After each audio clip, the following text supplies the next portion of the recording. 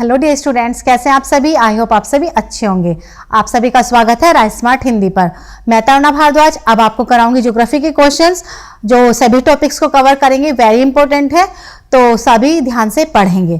Question है आपके लिए, बुक्सा टाइगर रिजर्व निम्नलिखित में से किस राज्य में स्थित है। The Buxa tiger reserve is associated which of the following state. तो बच्चों, जो बुक्सा टाइगर रिजर्व है ये इंपॉर्टेंट है। ये टाइगर के ये बचाने के लिए ही है, क्योंकि आपको पता ही है जो भी है मानव अपना लगातार विकास के लिए वो क्या करता जा रहा है, लगातार वनों को काटता जा रहा है, लगातार जितने भी जीव जंतु हैं उनका भी शिकार करता है। तो उसकी वजह से जितने भी जीव जंतु हैं, बायोडाइवर्सिटी है, वो पृथ्वी पर लगातार कम होती जा रही है।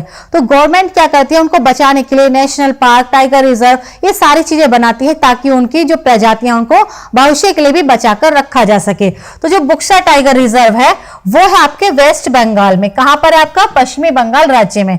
अगर हम बात करें पश्चिमी बंगाल राज्य कहां पर है, तो ये है आपका वेस्ट बंगाल। ईस्ट दिशा की तरफ है, पूर्व की दिशा पर है, और ये भारत का तटीय राज्य भी है। ये भारत का तटीय राज्य है पूर्व दिशा की तरफ।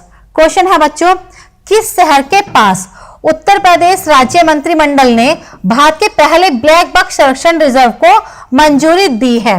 Near which city has the Uttar Pradesh state cabinet approved India's first black buck conservation reserve. तो ब्लैक बक एक प्रजाति है, उसको बचाने के लिए जो उत्तर प्रदेश सरकार है उसके मंत्रिमंडल ने कहां पर सबसे पहला है, इंपॉर्टेंट है ये, पहली बार ब्लैक बक को बचाने के लिए उसको मंजूरी दी है, तो वो है आपका प्रयागराज। कौन सा है आपका? प्रयागराज, जिसका पहले नाम था इलाहाबाद। ये कुछ ऐसा होता है आपका ब्लैक बक। और जो उत्तर प्रदेश है, उत्तर प्रदेश में आपको पता है प्रयागराज, वहां पर जहां प्रयागराज में काफी इंपॉर्टेंट है, तो पहला ब्लैक बक क्षेत्र बनेगा वो। दूसरा, यहीं से आपका जो भारत का मानक समय है वो लिया जाता है। फिर सबसे ज्यादा आम का उत्पादन, सबसे ज्यादा अमरूद, इलाहाबादी अमरूद, अब तो प्रयागराज अमरूद हो जाएगा क्योंकि इलाहाबाद का नाम बदलकर प्रयागराज हो चुका है, जानते हैं आप। तो वहां के अमरूद बहुत फेमस है। और फिर आपका जो ये प्रयागराज है वहां पर गंगा, यमुना और सरस्वती का संगम भी है। वो अलग बात है, सरस्वती जो नदी है वो अब विलुप्त हो चुकी है। नेक्स्ट क्वेश्चन बच्चों, 1936 में स्थापित भारत के पहले राष्ट्रीय उद्यान का नाम क्या था। First national park of India that was stabilized in 1936 was named as. Very important है, बहुत ही ज्यादा। तो सबसे पहली बात आपको क्वेश्चन से याद हो चुका, भारत का पहला राष्ट्रीय उद्यान कब बना। तो भारत का पहला राष्ट्रीय उद्यान बना था 1936 में। उसका नाम क्या था? उसका नाम था हेली नेशनल पार्क। उसका नाम क्या था? Heli national park. लेकिन अब इसका नाम बदल चुका है। इसका नाम क्या हो चुका है? इसका नाम हो चुका है Jim Corbett national park. Very important है, तो याद रखना आप, जो जिम कॉर्बेट नेशनल पार्क है उसकी स्थापना 1936 में हुई थी। तब उसका नाम क्या था? उसका नाम था हेली नेशनल पार्क। और किसने की? इसके संस्थापक थे मेलकल हेली।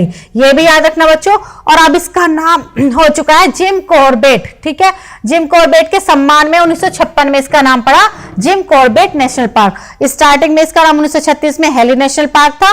तो आपको क्वेश्चन में भारत का पहला राष्ट्रीय उद्यान जिम कॉर्बेट भी मिल सकता है और हेली नेशनल पार्क जैसे इस क्वेश्चन में मिला वो भी मिल सकता है, तो कंफ्यूज मत होना। और काफी क्वेश्चंस यहां से बन भी जाएंगे। क्वेश्चन है बच्चों, गर्म पानी अभ्यारण्य कहां पर स्थित है। गर्म पानी सेंचुरी इज लोकेटेड एट। तो बच्चों गर्म पानी ही होता है, जैसे गर्म पानी इसका नाम है, तो गर्म पानी में काफी सारी बायोडाइवर्सिटी जीव जंतु पाए जाते हैं। लेकिन कहां पर है ये? तो ये दिफू है, असम में। दिफू नेशनल पार्क है आपका, गर्म पानी नेशनल पार्क है अभ्यारण्य, और ये दिफू जो जगह है असम में वहां पर है। अब ये गर्म पानी ही है और यहाँ पर ऐसे जीव जंतु पाए जाते हैं जो इसी क्षेत्र में पाए जाते हैं और काफी इंपॉर्टेंट भी है। तो गर्म पानी असम में बहुत इंपॉर्टेंट है, याद रखना। तो असम में काफी चीजें हैं, चाय का सबसे ज्यादा उत्पादन असम में, आपका गर्म पानी अभ्यारण्य यहीं पर है। विश्व का सबसे बड़ा नदी द्वारा निर्मित द्वीप माजुली यहीं पर है। असम ब्रह्मपुत्र नदी द्वारा निर्मित मैदान भी है। तो असम में है आपका गर्म पानी। चलिए क्वेश्चन है बच्चों, जिम कॉर्बेट राष्ट्रीय उद्यान कहां पर स्थित है। Jim Corbett national park is situated in. तो आपको पता है जिम कॉर्बेट नेशनल पार्क क्या है? भारत का पहला राष्ट्रीय उद्यान 1936 में बना, लेकिन तब इसका नाम हेली था। ठीक है, ये किस राज्य में है? तो ये है बच्चों उत्तराखंड राज्य में। कौन से राज्य में है? ये उत्तराखंड राज्य में स्थित है। अगर हम बात करें बच्चों, ये उत्तराखंड राज्य ये पहले उत्तर प्रदेश का ही भाग था। उत्तराखंड राज्य उत्तर प्रदेश से अलग हुआ। तो उत्तराखंड में आप देख लीजिए, उत्तरकाशी है, देहरादून जो इसकी राजधानी है, टिहरी गढ़वाल है, हरिद्वार है, और आपका अल्मोड़ा है, नैनीताल, ये आपका पिथौरागढ़ है, बागेश्वर है, चमोली है, रुद्रप्रयाग है, उधम नगर, सिंह नगर है। तो ये आपका उत्तराखंड देवभूमि जिसको कहा जाता है। वहीं पर आपका Jim Corbett national park. Question है बच्चों, राष्ट्रीय वनस्पति उद्यान कहां पर स्थित है? National botanical garden is located at.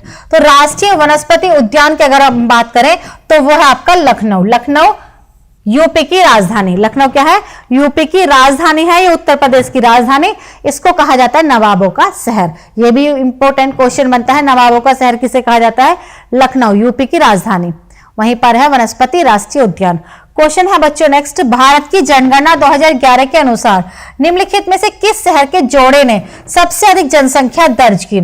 As per census of India 2011, which of the following pairs of cities recorded the highest population? तो बच्चों हर 10 साल के बाद भारत में भारतीय जनगणना होती है। 2021 में नहीं हुई थी, इसलिए अब 2011 के डेटा से ही आपके एग्जाम में क्वेश्चन आ सकते हैं, जब तक कि नेक्स्ट जो सेंसस है वो ना हो। तो सबसे ज्यादा अगर जनसंख्या की बात करें हम, तो वो आपका दिल्ली और मुंबई। दिल्ली और मुंबई ने सबसे ज्यादा, दिल्ली भारत की राजधानी है और आपका जो मुंबई है वो पोर्ट भी है, बंदरगाह भी है, वो सूती वस्त्रों की राजधानी भी कहा जाता है, महाराष्ट्र में है, और ये भारत का बॉलीवुड भी है एक तरह से। यहाँ पर ये फिल्म सिटी भी है एक तरह से, तो इंपॉर्टेंट है काफी। क्वेश्चन है बच्चों, भारत की जनगणना 2011 के आदर्श वाक्य के रूप में निम्नलिखित में से किसका उपयोग किया गया था? Which among the following was used as the motto for census of India of 2011? तो जब 2011 की जनगणना हुई तो उसका जो वाक्य था, जो उसका आदर्श वाक्य था, उसका वाक्य था हमारी जनगणना हमारा भविष्य। Our census our future. तो हमारी जनगणना हमारा भविष्य, ये उसका आदर्श वाक्य था। ऐसे भी क्वेश्चन एग्जाम में आते हैं। क्वेश्चन है बच्चों, 2011 की जनगणना के अनुसार किस राज्य का लिंग अनुपात सबसे कम था? As per census 2011, which state had the lowest sex ratio? लिंग अनुपात आप जानते हैं किसको हम बोलते हैं?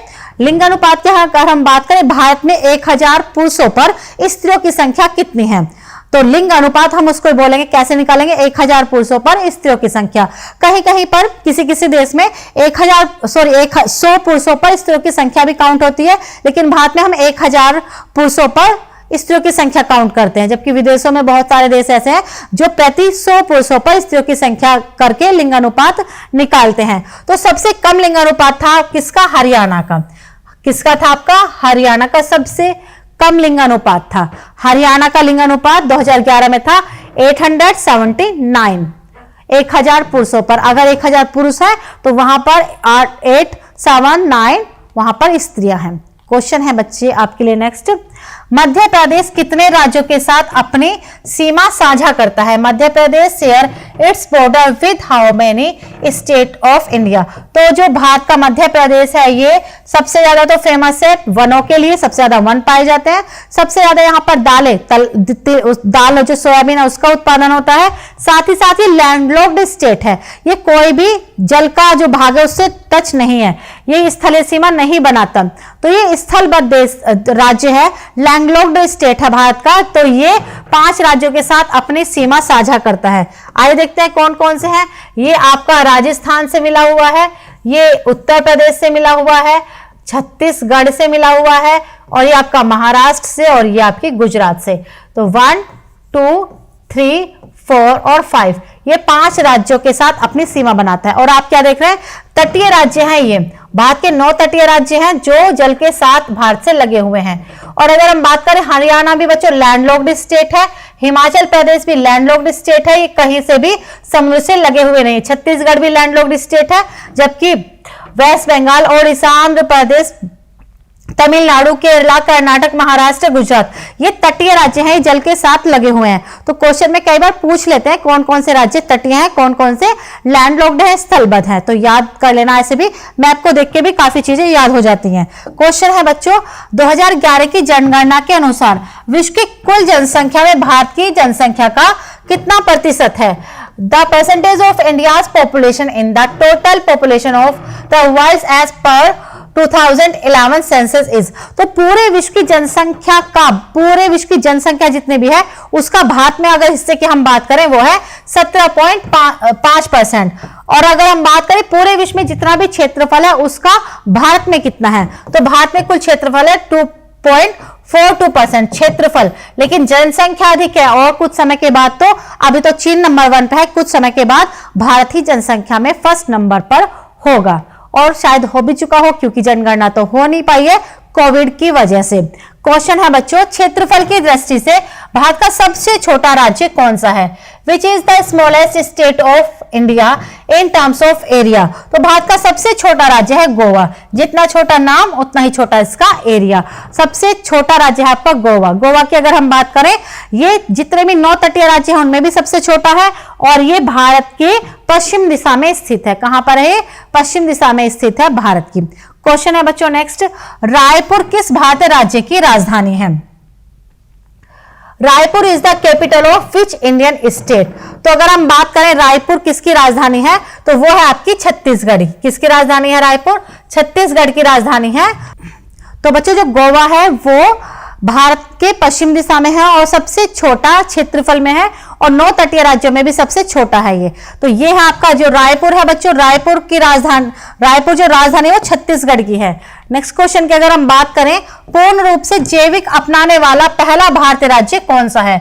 विच is the first Indian state to go fully organic. तो जो पूर्ण रूप से जैविक राज्य है वो है आपका सिक्किम। सिक्किम क्या है? पूरी तरह से जैविक खेती करता है, वहां पर कोई भी जो रासायनिक पदार्थों का यूज नहीं होता।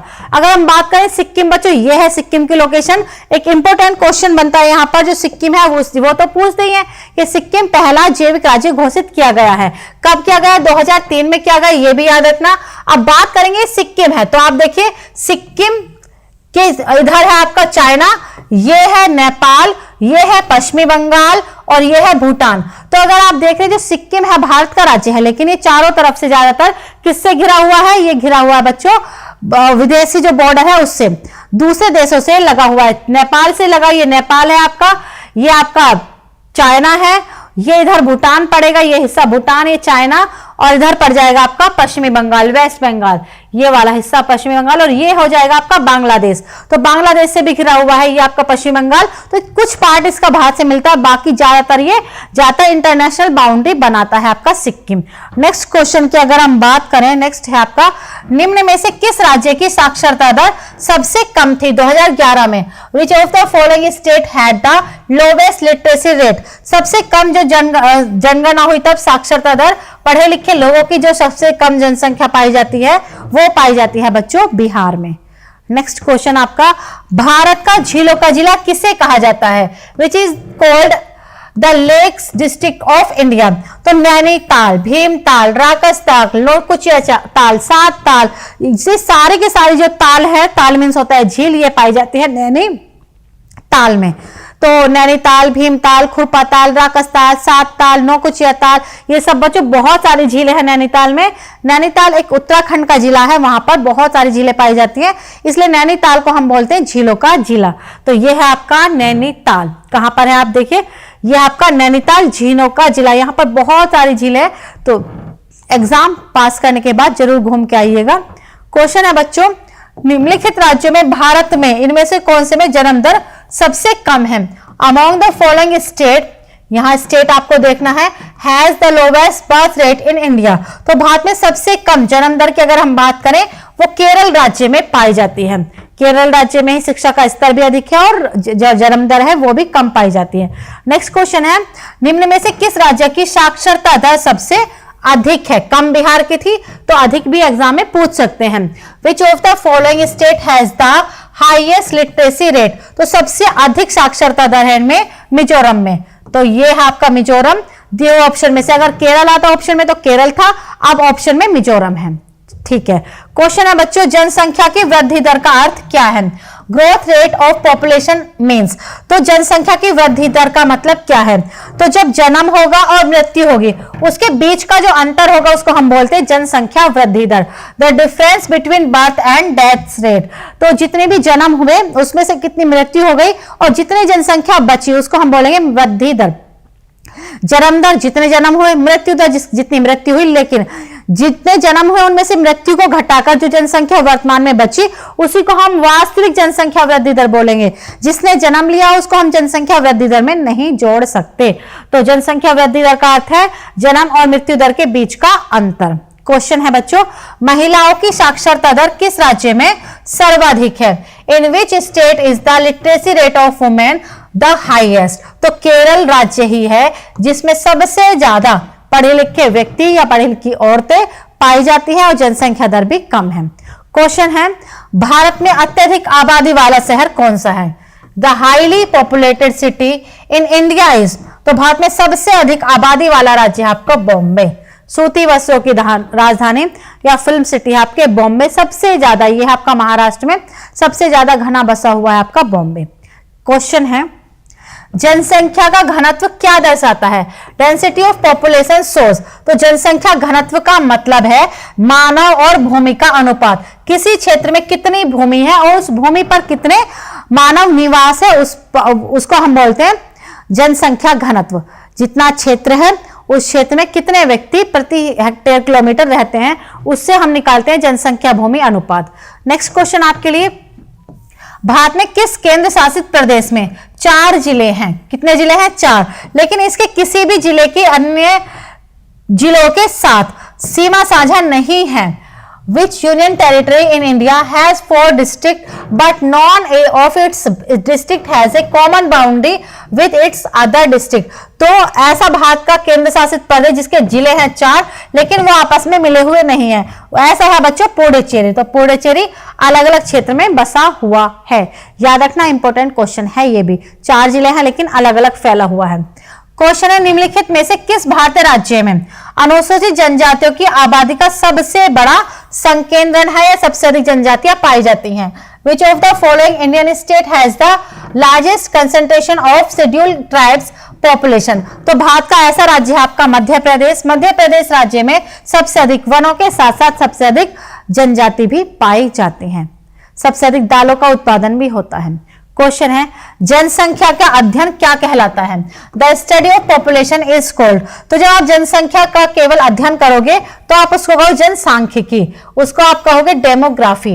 देखिए वैसे तो हम जनसंख्या को भूगोल में भी पढ़ते हैं लेकिन जनसंख्या की जब हम पूरी तरह से स्टडी करेंगे तो उसको हम बोलेंगे जनसांख्यिकी, डेमोग्राफी। क्वेश्चन है नेक्स्ट आपके लिए, निम्नलिखित में से कौन सा भारतीय राज्य अंतरराष्ट्रीय भूमि सीमा साझा नहीं करता है? Which of the following Indian state does not share international land boundary? तो भारत का ऐसा राज्य है आपका मध्य प्रदेश, क्योंकि मध्य प्रदेश तो अभी आपको बताया था लैंडलॉक्ड है, भूमि से घिरा हुआ है। भारत की चारों तरफ से भारत के राज्यों से ही घिरा हुआ है, भारत के 5 राज्यों से ये घिरा हुआ है। कोई भी अंतरराष्ट्रीय सीमा साझा नहीं करता, किसी भी जो भारत के पड़ोसी देश हैं उनके साथ नहीं मिलती है इसकी बाउंड्री। क्वेश्चन है बच्चों, 2011 की जनगणना के अनुसार निम्नलिखित राज्यों में से किस राज्य का बाल लिंगानुपात सबसे कम है? As per 2011 census among the following state with which state has the lowest child sex ratio? तो सबसे ज्यादा कम जो चाइल्ड सेक्स रेशियो है वो आपका हरियाणा ही है, जहां पर स्त्री और पुरुषों की संख्या सबसे कम है और वहां पर जो बच्चे हैं लिंगानुपात है, शिशु लिंगानुपात है वो भी सबसे कम है। नेक्स्ट क्वेश्चन बच्चों, 2011 की जनगणना के आंकड़ों के अनुसार देश में कुल लिंगानुपात कितना है? As per 2011 census data the overall sex ratio in India in the country. तो भारत में अगर 1000 पुरुष है तो उसमें से 943 आपकी स्त्रियां हैं। कितनी है आपकी? 943 स्त्रियां। तो भारत में लिंगानुपात है 943, 1000 पुरुष लेकिन स्त्रियों की संख्या 943। क्वेश्चन है बच्चों, भारत का सबसे बड़ा केंद्र शासित प्रदेश कौन सा है? The largest union territory of India is, तो भारत का जो सबसे बड़ा केंद्र शासित प्रदेश है वो है आपका लद्दाख। जम्मू कश्मीर किस में बदला? जम्मू और लद्दाख में बदला। पहले जम्मू कश्मीर था एक राज्य, लेकिन अब लद्दाख और जम्मू में बदला। अब ये वाला हिस्सा लद्दाख है और ये वाला हिस्सा आपका जम्मू का है। अब भारत का जो लद्दाख, दिल्ली, अंडमान निकोबार, पुडुचेरी, लक्षद्वीप, दमन दीव, आपका चंडीगढ़ और ये आपका जम्मू, ये क्या है? भारत के यूनियन टेरिटरी, ये भारत के केंद्र शासित प्रदेश है। नेक्स्ट क्वेश्चन की अगर हम बात करें, चीनी के अधिकतम कारखाने कहां पर स्थित हैं? Maximum number of sugar factories या sugar mills are located in. तो दिए हुए ऑप्शन में से आपका है उत्तर प्रदेश। उत्तर प्रदेश में सबसे ज्यादा चीनी की मिलें लगाई जाती हैं और उत्तर प्रदेश को हम क्या बोलते हैं? चीनी का कटोरा, शुगर बाउल, चीनी का कटोरा। चीनी का कटोरा कहा जाता है उत्तर प्रदेश को। लेकिन अब क्या होने लगा, जो आपका महाराष्ट्र राज्य है बच्चों, महाराष्ट्र राज्य में क्या होने लगा है? चीनी मिलें अधिक लगाई जाने लगी है, जिसका कारण है कि जो दक्षिण भारत है, यहाँ पर चीनी की जो मिठास है, गन्ने की जो मिठास है वो अधिक होती है। यहाँ पर परिवहन के विकसित साधन है, मिट्टी भी ब्लैक सोइल है, अच्छी मिट्टी है। तो यहाँ पर तो अगर ऑप्शन में आपको महाराष्ट्र मिल जाए वर्तमान में, तो वो भी आप ऑप्शन में कर सकते हो। अभी तक कौन था आपका सबसे ज्यादा चीनी उद्योग वाला, चीनी मिले वाला? वो था यूपी। इसी को हम बोलते थे चीनी का कटोरा, शुगर बाउल। लेकिन अब वर्तमान में महाराष्ट्र का भी ऑप्शन आने लगा है, तो आप उसको भी ठीक कर देना। हमें ऑप्शन के अकॉर्डिंग, क्वेश्चन के अकॉर्डिंग आंसर कई बार करने होते हैं। कई बार एग्जाम में आपको पुराना डेटा भी मिल जाता है, कई बार एग्जाम में आपको नया डेटा भी मिल जाता है। वो हमें देखना पड़ेगा कौन सा हमें टिक करना है, और दिए हुए ऑप्शन में से हमें एग्जाम में क्रैक करना होता है बच्चों। तो ये थे आपके इंपॉर्टेंट क्वेश्चन जो काफी टॉपिक्स को कवर किए हुए था। Thank you and good luck.